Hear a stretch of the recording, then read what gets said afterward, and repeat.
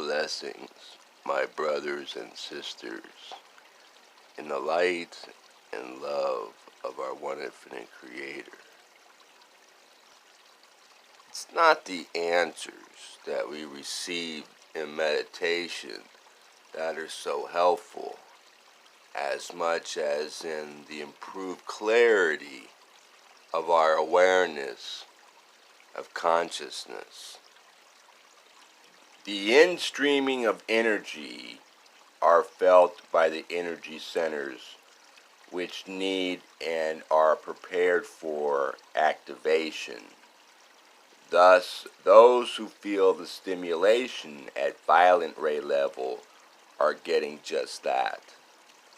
Those feeling it within the forehead between the brows are experiencing indigo ray, and so forth.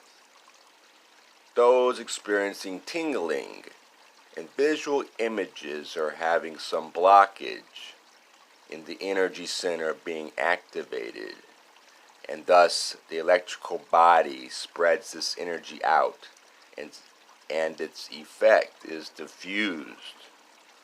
Those not truly sincerely requesting this energy may yet feel it if the entities are not well trained in psychic defense. Those not desirous of experiencing these sensations and activations and changes upon the subconscious level will not experience anything due to their abilities at defense and armoring against change.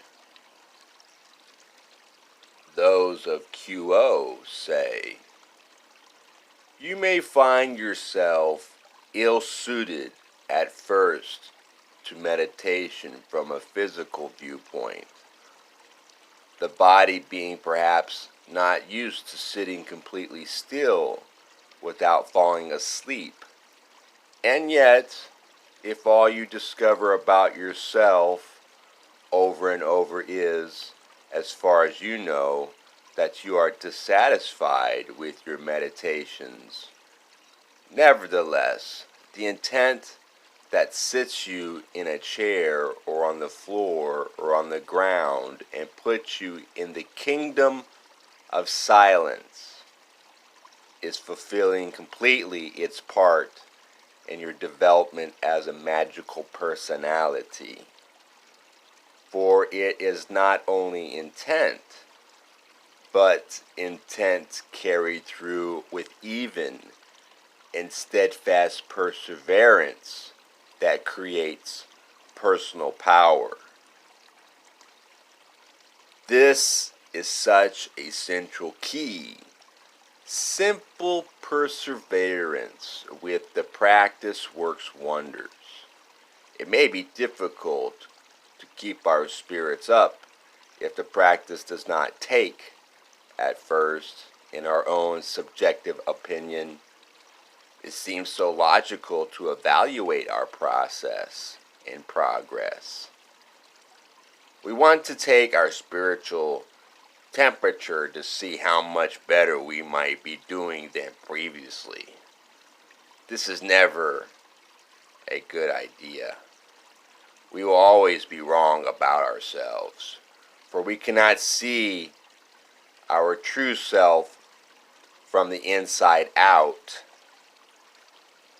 Avoid discouragement and value persistence instead, and your own desire to evolve spiritually. This will bring the fruits of meditation to you over time.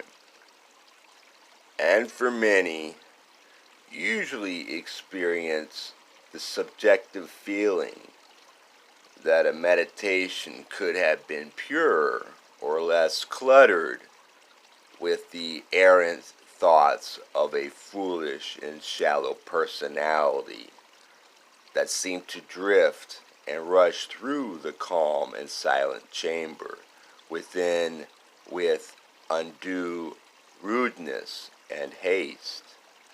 Yet, I will ask you, my sisters and brothers, to be very patient and compassionate when looking at the performance of meditation or silent listening. If one is simply mindful and notes without emotion or condemnation each thought that moves through, allowing it to arise, allowing it to dissolve, then meditation has done that which it was intended for. It has allowed the entity to step back from the trees and see the forest. It has removed the tension of judgment and consideration and allowed a time that is truly free, a time in which the observer may simply watch thoughts arise and dissolve, not turning them away, not holding on to them. One may plan an entire menu, a shopping list, or any other thought whatsoever during meditation if it is observed without that feeling of necessity to solidify the intelligence of the mind around the shopping list or the menu. There are many tools which may be used to enter meditation. One good way to prepare oneself for meditation is to visualize each chakra in turn, beginning with the red root chakra and moving upwards, carefully clearing energies, carefully seeing your chakra centers glowing: orange, yellow, green, blue, indigo, violet. When you have reached sufficient humility to be able to listen to advice from the higher self that is not easily understood to be other than the self, then I suggest that you begin with this clearing of the chakras so that you feel the light streaming from your head, for you have opened all your chakras. You have become vulnerable. You are ready to take a risk. In Zen Buddhism, nothing, no thing is a concept. It is the dissolving into unity. It is the middle ground between negative and positive. It is antimatter. It is invisible fabric that makes up the energy web in terms of the world. Nothing is often synonymous for mischief, as in, what are you doing? Nothing.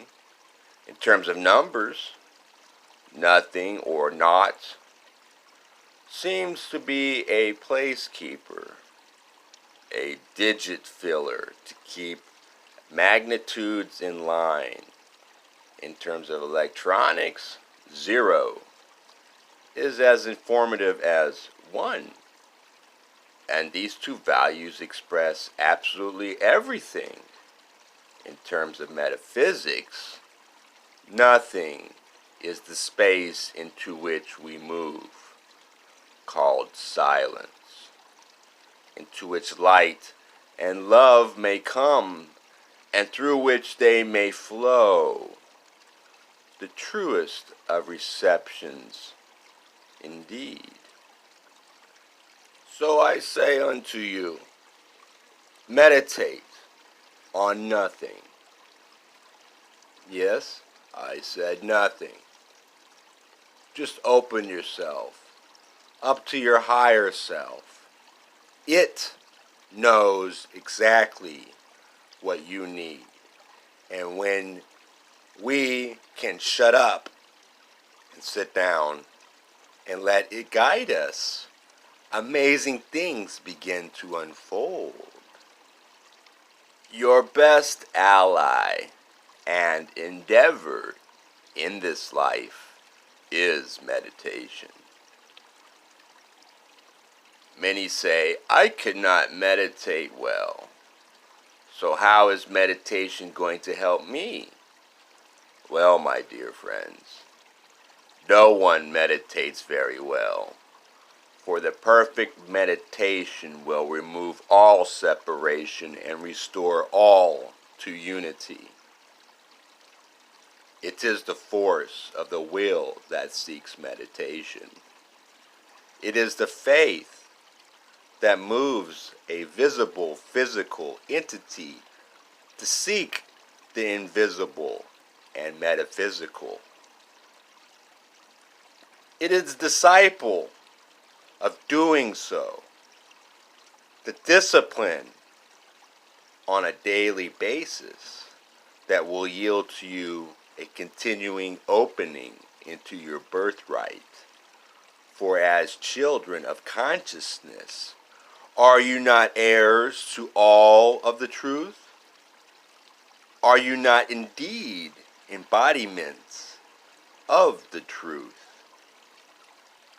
We have discovered through our own experience that it is well to seek the silence of the meditation in a daily fashion, that this become a part of each day, perhaps at the beginning or at the ending, that it be a central feature for each day, that one take the time for this meditation at the same time and in the same place each day, that one reserve these times and places for what could be seen as the axis upon which your experience turns. For as you complete your daily round of activities, there are many forms of catalysts that assault the senses and give one a great deal to think about, to digest. And it is within the meditative times that what can be learned is seated in a spiritual sense within the soul of the self.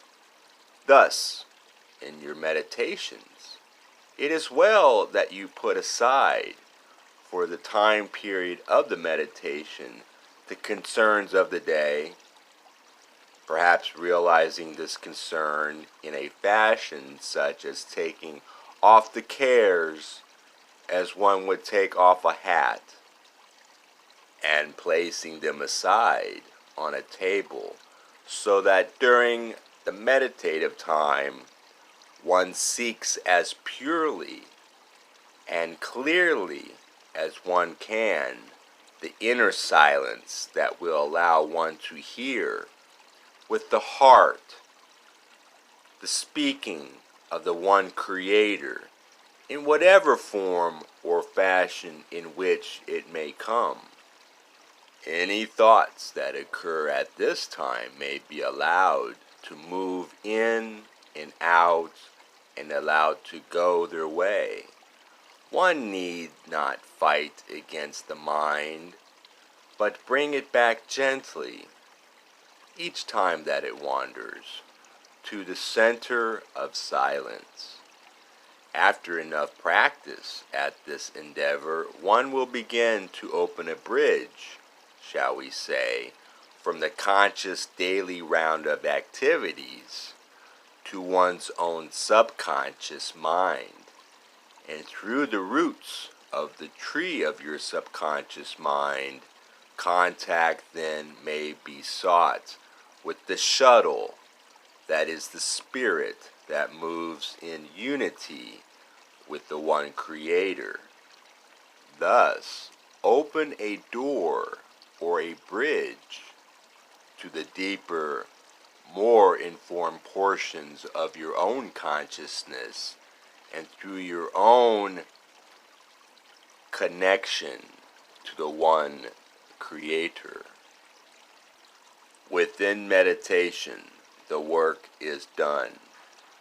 Within the listening, within the silence, within the daily, persistent, seeking heart, that which is of true wisdom and compassion is an environment which is more and more dealt within with a steady and unremitting faith, built by constant turning within to the Creator within. The entity more and more becomes a kind of being, and is or exists or expresses in a certain way. This entity may not notice, but those to whom the entity is manifesting do indeed notice and are blessed by the light which shines through them. Blessed indeed by the focus which sees into the heart, to see the consciousness and the perfection of Christ and Christ consciousness. For this is your intended and true nature, a nature which gives and receives love freely, wisely, gently, to love, to exist in love, to begin discovering the selfhood of the self in love, is the basic work of those who wish to lighten the planetary consciousness. It may seem most undramatic, and it is. It may seem most unlikely to produce the riches of the world, and it is. To work for planetary lightening is a service to others act. To do it daily is a blessing to your beloved and fragile home in space and time. The effect of constant daily work in meditation is not perhaps felt suddenly, is not perhaps experienced quickly or obviously in the terms of the illusion, but it is the surest and only safe approach to spiritual growth that one may take within your third density. It has truly been an honor speaking with you, my brothers and sisters. Go forth in the glory and the peace of our one infinite Creator. Adonai.